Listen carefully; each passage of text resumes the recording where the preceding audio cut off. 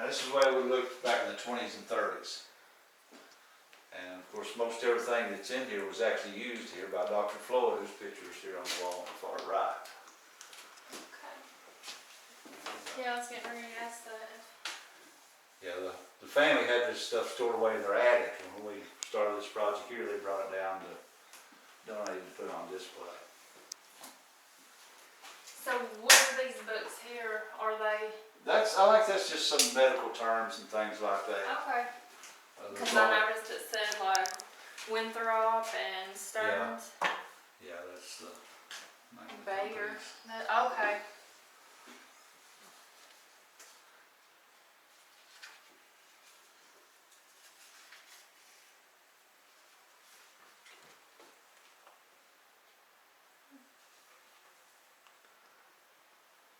I think it's a lot about the company itself. Yeah. Winthrop is a pharmaceutical company. And so Bayer is a pharmaceutical company. This is interesting. That doctor he was mentioning was killed on the railroad track. Yeah, in 41. See, these doctors made house calls, and the way they got around was they had a pump car that ran on the railroad, and the doctor always had a younger fellow with him to help pump them to get them here and there. And they would go to these houses and treat people that were sick and deliver babies and things like that. And what happened was he went to deliver a baby one time, and evidently they got their times mixed up. They were coming back to the office as the train was coming down the track. And the story the younger fellow gave was they heard the train, they had plenty of time to jump off. And the younger guy said, let's just jump off and let the train hit the car, don't worry about it. And so the younger fellow jumped off, and the story he gave was Dr. Floyd just held on, closed his eyes, and the train hit him and killed him. He was from Danville, Kentucky, if you were familiar with that area. Yeah. And what happened at that point, once he got killed, the company comes in and they just pack everything up that's in the doctor's office because it all belonged to the doctor. And so they shipped it back to the family, and the family said they had it ever since then in their attic. Oh wow. But they always had a doctor ready to come right in if something happened, or if one of the doctors quit or what have you, they had another one ready to come in.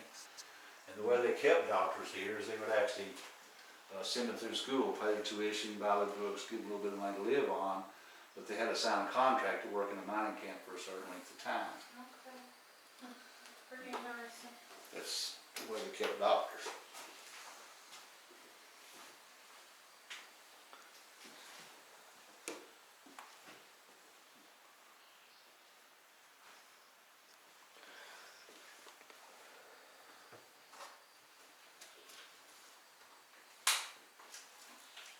Isn't it crazy the way everything advances over time? Yeah, yeah, it's come a long way since then.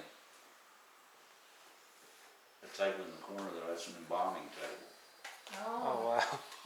That was actually used by the Stearns company.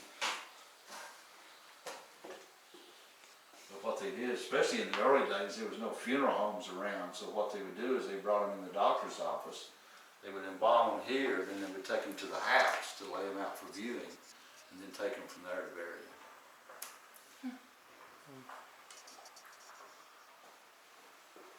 What is this for? That's just a regular crutch. It just folds up, use it like a regular crutch. I guess if you got tired, you could unfold it and sit on it. They need to make them like that still, don't they? Yeah. That's funny. It's pretty interesting.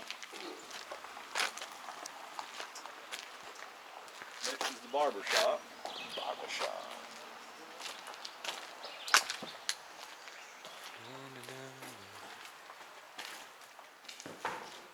Fancy.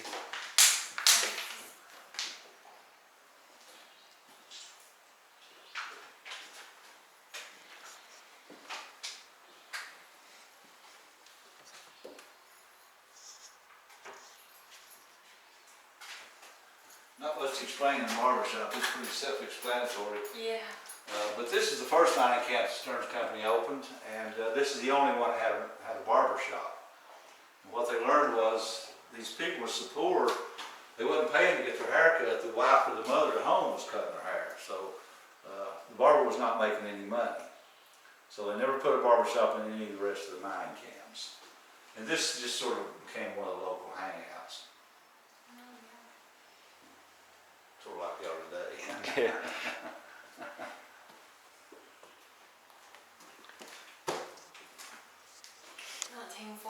Calendar. Yeah, that was during the war.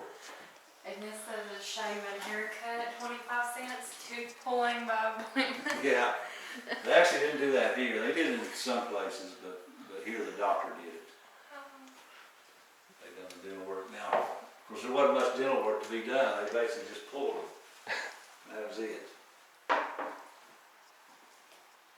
And you see a lot of empty bottles and things in these shelves, and that's some of the things that were actually found here on site.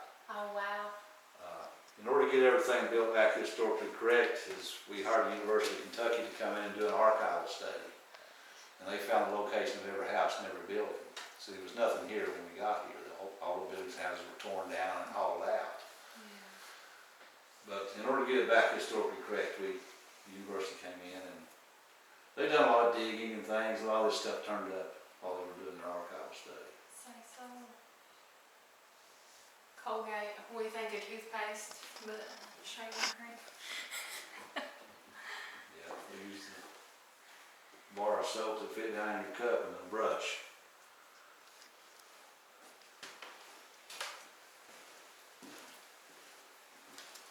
It's just a little round bar of soap. It just drops down in your cup.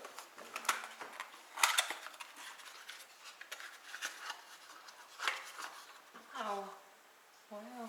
It drops down your cup, then you use this brush to lather it up and put it on your face. But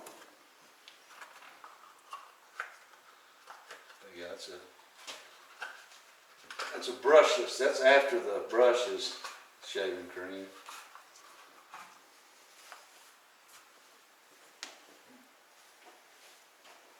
Shave was a big brand, and Old Spice was a big brand at that time.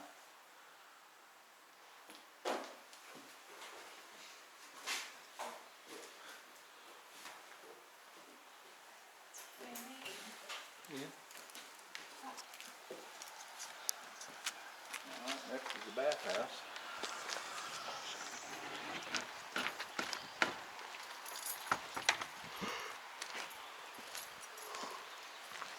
How long have you been doing tours? Full time since 2001. Okay. I was just curious. Yeah, this is where all the miners came after they worked the shift in the mine because they were really nasty. They were wet, muddy, covered with gold dust. So they came straight to the bathhouse to take a shower before they went home. And these baskets hanging here, those sort of like these lockers today. They put your personal belongings and clean clothes and things in those baskets. And they're on these chains where they can pull them up, lock them down at the bottom. This is the typical type of clothing they wore. It's pretty much wore overall with, most of them wore a long sleeve shirt.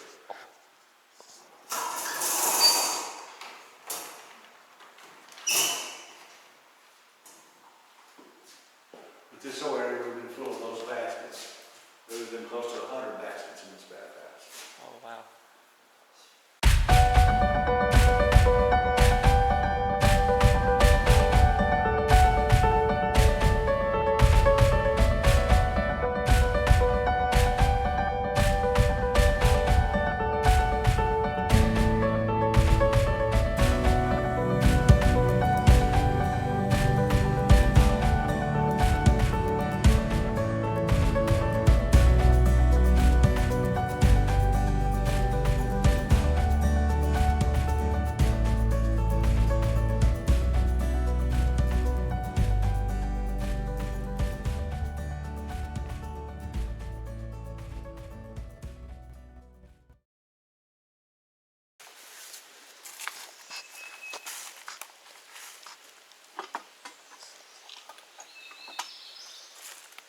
All right, this is mine number one. This is where they first started. And they started here in 1902. They worked here until 1948, which is 46 years. And during that time, they had mined 12 miles altogether in this one mine. There's 12 miles of shafts inside. And we got it set up like it was originally with the wooden timbers and supports for the roof. That's the way they would have did it. The only difference is it wouldn't have been this tall. What we've done is we've taken a lot of the bottom out. We've taken all the loose rock from the top in order to get it high enough for people to stand up inside. Now the seam of coal in this mine averaged anywhere from 2 to 4 feet. And at that time, the roof is usually about 12 inches above the coal. And the floor is right on the bottom of that seam of coal. So if you've got a 2-foot seam of coal, you've only got a 3-foot roof. So that meant most of the time these miners were working on their hands and knees. Now it does get up to about 4 feet in some areas in here, and so at that point you're going to have about a 5-foot roof. So they could hardly ever stand up straight in this mine. They were either bent over or on their hands and knees. It's hard on your body. Yeah, it was tough. They had a lot of back problems, a lot of knee problems. But, now this mine was so large it had 5 different entries and 2 different air shafts. If you look down to your right, you'll see another entry which goes right into the same mine. They all connect together inside. And one of the air shafts is right on the other side of this tree. And once we come out, we can go down and look at that.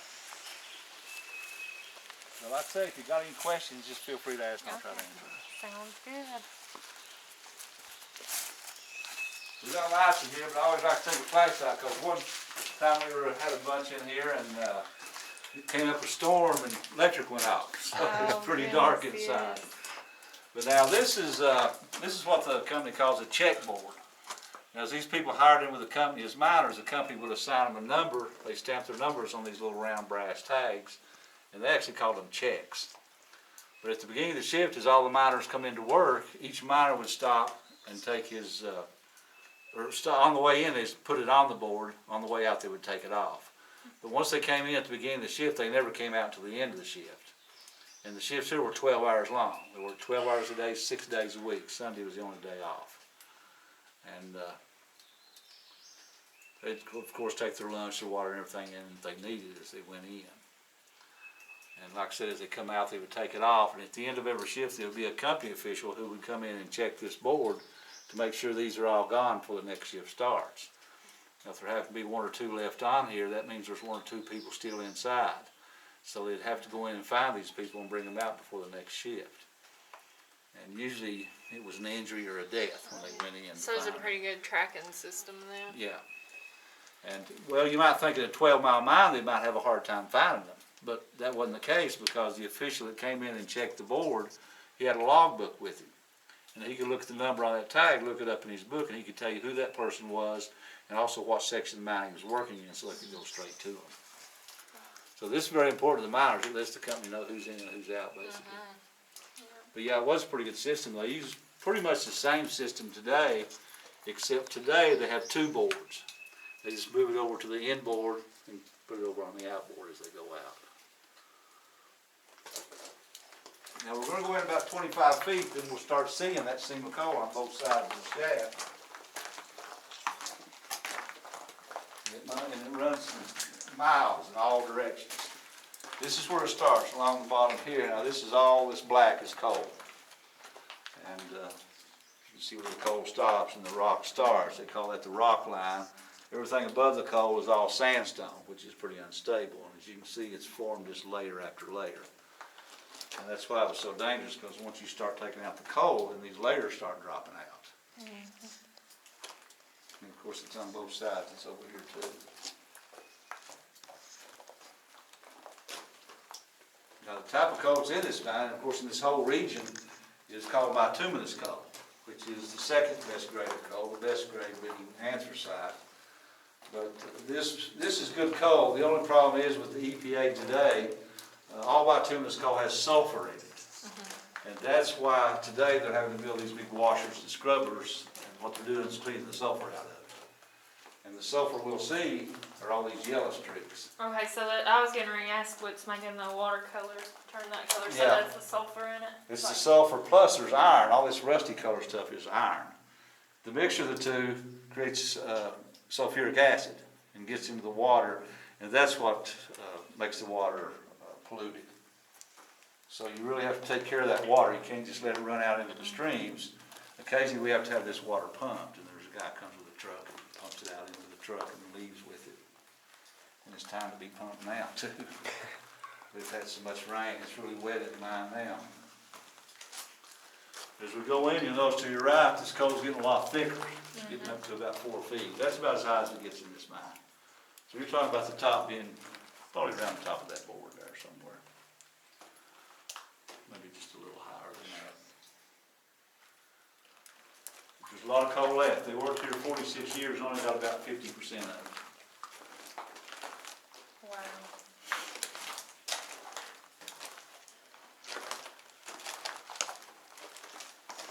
As we go in, you see it much better too. See it pretty good right through here.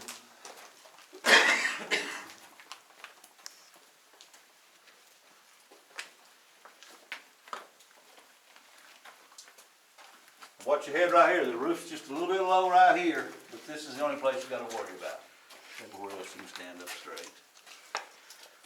Then over to your left here, this is a couple of the original early 1900 cars. And these cars are original, and they're sitting on the original rail that came out of the mine. And like I said earlier, there was 12 miles of shafts. There's also 12 miles of rail system. Everything that came in and out was on rail. Now in this mine from 1902 up until 1910, they worked in here with no electricity. So what they used to pull out these cars were little miniature ponies. Now some of the other mines that were taller, they could use mules, but here they had to use the miniature ponies because the roof got so low. It would be 1 pony per car, and these are half-ton cars. Each one holds a half a ton of coal. And then once they got electricity in 1910, at that point they slowly began to get away from the ponies and started getting these electric motors like the ones outside. And we've got one set up in the machine shop, and I can explain more about how they worked. But they ran on electricity. Then over to your right, this is the first branch off this main shaft. These branches are called crosscuts. And what they're doing, they're just going off at a right angle off this main shaft, and they're trying to find out how far this seam of coal goes. And in this mine, they never did find the end of it. It just kept going. But this is all original. And the reason we haven't cleaned it up or done anything with it is we wanted people to see these layers of rock that had fallen from the roof. Because at that time, that was the most common way of injury, and of course, it could possibly kill you too, these rock falls. And there was a lot of injuries. There was a lot of, pretty much every day there was some sort of injury. So these doctors stay pretty busy. Yeah, I found online this morning a document that shows like local mining accidents, like the names and the dates. Yeah. Mm-hmm. And there was a lot in the 1800s and early 1900s. As a matter of fact, they've been keeping records of mine disasters since 1836. I thought that was really early. Yeah. But I've got a book in the office that lists all mine disasters in the United States, and started in 1936 all the way up to today. There was 2 disasters in this mine. Both of them were methane gas explosions. And the first one was in 1904, and that one killed 5 people. That one's in the book. Then again in 1910, they had another explosion, and that one killed 6 people, and that one also was in that book. But now what the government considered a mine disaster is if there's 5 or more killed. And of course, if it's just 4 people killed, it wouldn't be in that book, because they don't consider that a disaster. But if you ask me, 1 killed is a disaster. Yes, it is. But as we're going back, we're going to see a collapse.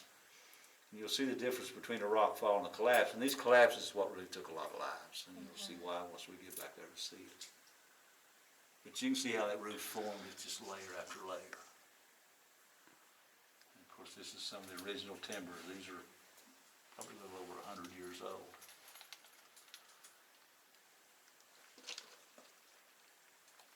But you can see that coal seam on both sides of every shaft. Now, as we get on up through here, we're going to get in a little bit wet area, so Okay. you're better off staying over to your right, and I'll show you where it is. I'll hold you a light so you don't get too muddy. Right here's where it starts getting real muddy.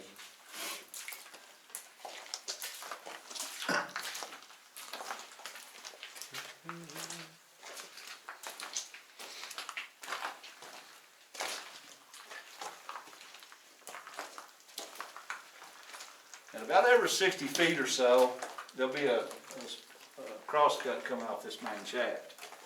This is your second one here. Now, if you notice, as we came into the mine, the first one went to your right. We come in about 60 feet, this one to the left, then go on back, the next one to the right. The reason they staggered them back and forth was for stability, because if they would have had these cross cuts straight across from each other, it would create an intersection right here, which would make the top two unstable. So rather than have intersections, they just staggered the shafts back and forth. Now here you can see how much of the bottom we've taken out. Back there to that timber, you can see that seam of coal. You can see the bottom of it, and that's where your floor is. We've taken about 4 feet out of the bottom through here. Wow. And as you can see, as that coal goes back, it gets a little bit more thin as it goes back. So they're working back through here in anywhere from a 3 to maybe a 4 foot roof. So they're pretty much on their hands and knees. They're working in this water, it's mud. It wasn't uncommon for some of the miners to get wet from their waist down and stay wet the whole 12-hour shift. But now this crosscut here is a little different than some of the others. This one is called one of the main crosscuts. Now in the main crosscuts is where all your rooms and pillars are. At that time they called it the room pillar method of mining, which is a pretty good method at the time. It's sort of hard to see, but if you see where my light is, you can see there's a little shaft that goes back to the left there about 12 feet. It opens up into one of the rooms. And rooms is just a place where they could get more coal out. And once they finished this room, they would come back out into the crosscut and they would shoot back 60 feet, and the next room's to your right. All the way back and forth. This again is some of the old timbers now. These are not quite as old because these have been run through a sawmill, but those up there were just round. They just used trees and cut them to the length they needed. But here they actually ran them through the sawmill. Here again you can see that top, how it's formed.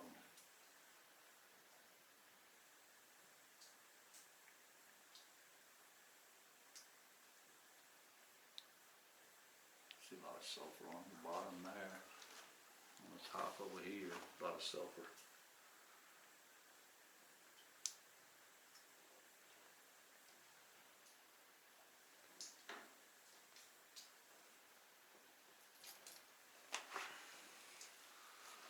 That's my buddy, Gary. Okay. I heard someone else like it's a ghost. He thought this place was haunted, huh? Hey, Now, it here's could be. Here's your collapse here. You can imagine what would Oh, happen wow. if you're underneath that when it comes down. And like I said, that's what took a lot of lives. Then you can look over to your right and you can see the original height of the mine. This is how the guys are having to work. Wow.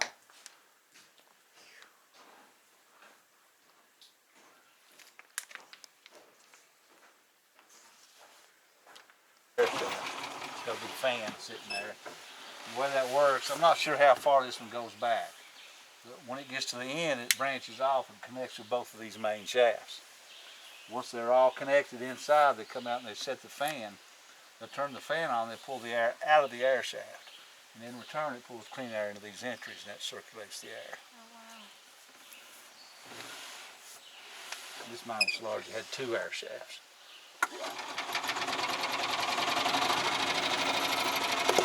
That would get rid of the gas and keep clean oxygen going into the mine.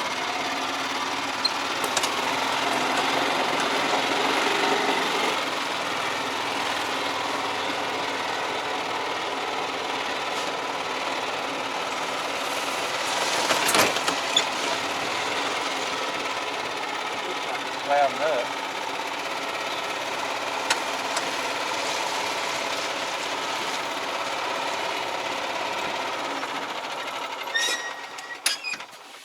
And this is the machine shop. It's built back on its original foundation. All this concrete here is original.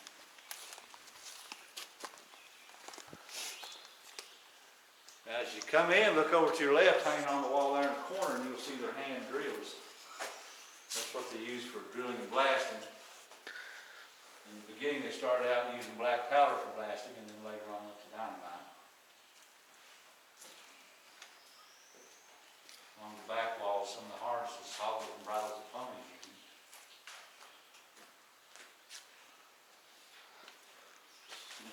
center is the ambulance. That's what I call it anyway. That's how they got these injured miners out of here and got to the hospital. This car's been modified around the railroad. I would love to have that. Yeah.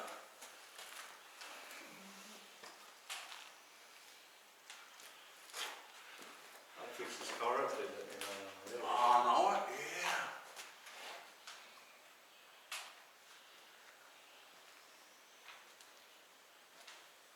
Those Jeeps, they really don't have anything to do with mine, they just fit the same time period. This old rusty Jeep on this side is a World War II Jeep. And it's a 1942 Ford. I tell people that's a Ford Jeep and they think I'm crazy. But I send them around back and they look, Ford's got their name written across the back. Ford Motor Company built Jeeps for the military during the war.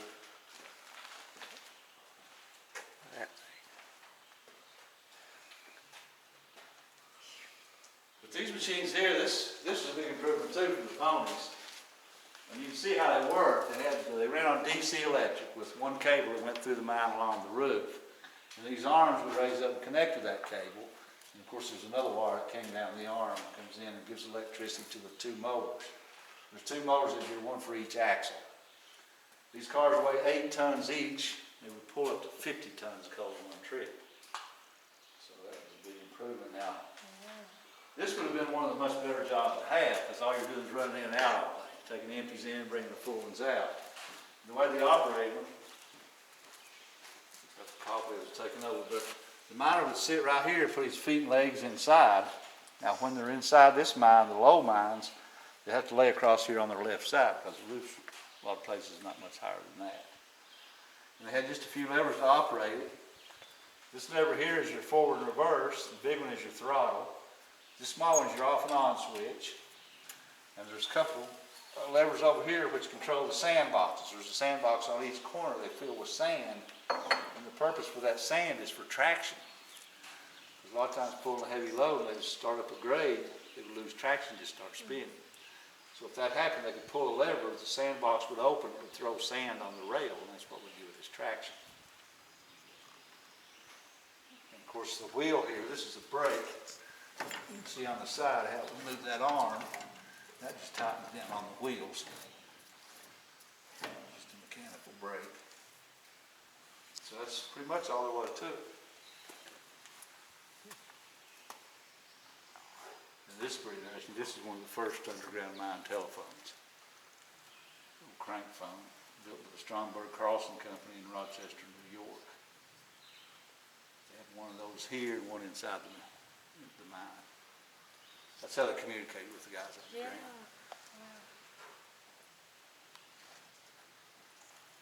These also ran on electricity. And on the front here, it's got a 6-foot cutting bar with a heavy-duty chain that goes around. It's, of course, basically just like a chainsaw.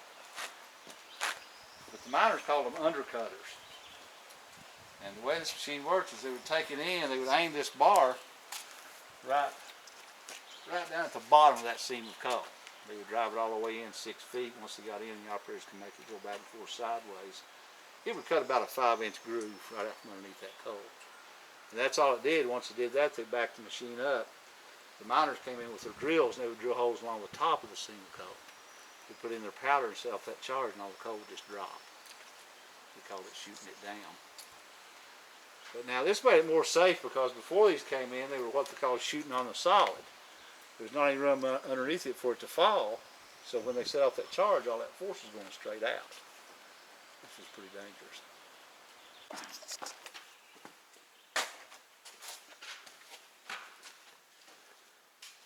There's several things in here. This is some old maps here. This is 1908 drawings of the first 4 mining camps. And it shows where all the houses and buildings were. This is Barthell here. We're actually in this building right here. There's the tipple that went across the creek.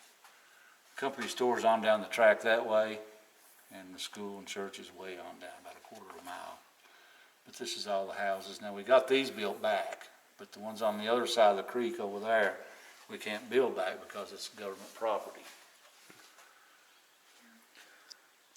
That's the second mining camp. It was called Worley. That was the biggest mining camp. Barthell being the second biggest. Then Oz and Yamacraw.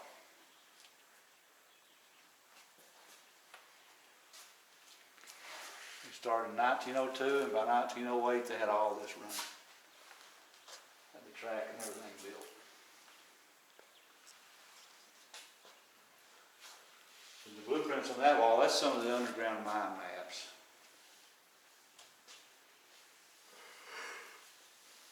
But most of the mining stuff is in that section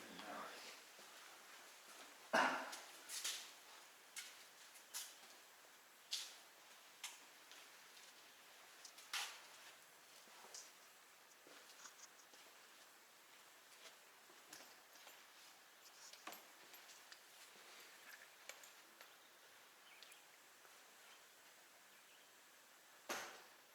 Looks complicated. 19. Yeah, these I think are 1948 maps. I was the one in the center, I think, of 39.